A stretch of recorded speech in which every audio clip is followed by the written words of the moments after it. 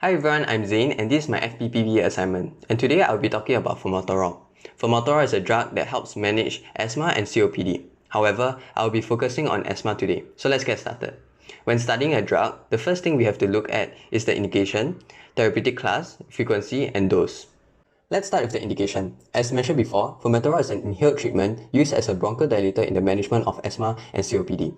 The therapeutic class of formoterol is a bronchodilator that is a long-acting beta agonist. The frequency and dose is 1 or 2 puffs twice a day. The maximum recommended dose is 4 puffs a day. For most patients, this information is enough for the basic understanding of a drug. But let's dive deeper and learn about how the drug actually works. How a drug works is known as the mode of action or pharmacodynamics. For formoterol, I'm splitting up into 2 parts for better understanding, the physiology and the signaling mechanism. Let's start with physiology. An asthma attack occurs due to the contraction of the smooth muscle in the bronchus. So what caused the contraction? Basically, the contraction requires a few ingredients to start. First is the myosin light chain kinase, known as MLCK, and calcium to activate it. Then, another ingredient, a protein called actin, binds with the activated MLCK. This is the combination that causes smooth muscle contraction. This causes the bronchus to constrict, leading to restricted airflows to the lungs. This is the reason for asthma attacks.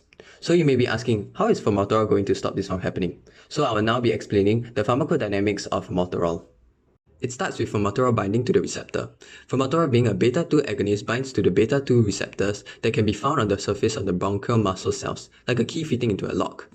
Once formoterol is attached to the beta-2 receptors, it causes a conformational change in the receptor protein. The activated beta-2 receptor will act as a G protein coupled receptor, GPCR for short. The binding of formoterol to the receptor induces exchange of GDP for GTP on the G protein, activating the GPCR. The activated GPCR further activates by dissociating G-alpha from G-beta and gamma. The G-alpha together with GTP triggers the activation of an enzyme called adenylate cyclase. This enzyme is responsible for producing a molecule called cyclic adenosine monophosphate that is converted from adenosine triphosphate inside the cell.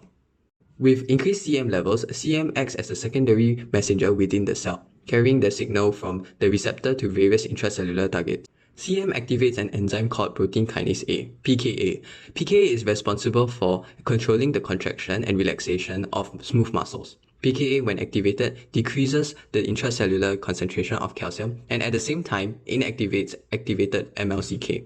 With the absence of calcium, MLCK cannot be activated, causing the smooth muscle walls to be relaxed and dilated, allowing better airflow. Now that we understand how our drug works, let's look at the pharmacokinetics of formoterol. First, absorption. Formoterol is usually taken as an inhalation medication using an inhaler. When you inhale the medication, it travels through the airways and reaches the bronchial muscles in your lungs, where it is absorbed. Excess formoterol is absorbed into the bloodstream through the capillaries. Distribution. Formoterol's distribution process is primarily confined to the lungs and respiratory tissues after inhalation. It does not have extensive systematic distribution throughout the body like many other medications. Metabolism. Formoterols undergo some metabolism in the liver, where enzymes and acids like glucuronic acid may break it down into inactive metabolites. However, metabolism of formoterol is relatively minimal compared to other medications, and most of the drug remains unchanged. Elimination. The main route of elimination for formoterol is through the kidneys. It is excreted primarily through the urine, with small amounts being eliminated through the feces. Formoterol has a relatively long elimination half-life, which means it stays in the body for a longer time compared to some other medications. Before we end, let's highlight some additional important points, like adverse reactions that might occur, other drug interactions, and if it's safe for pregnant women. Starting with adverse reaction, formoterol can interact with beta-2 adrenergic receptors in other tissues, including blood vessels. When formoterol binds to beta-2 adrenergic receptors in blood vessel walls, it can lead to vasodilation. Vasodilation can result in a decrease in blood pressure, endangering patients with cardiovascular diseases. Moving on to drug-drug interaction, alpha-1 adrenergic agonist is a type of medication that stimulates certain receptors called alpha-1 receptors in the body. These receptors are found in various places including respiratory tissues.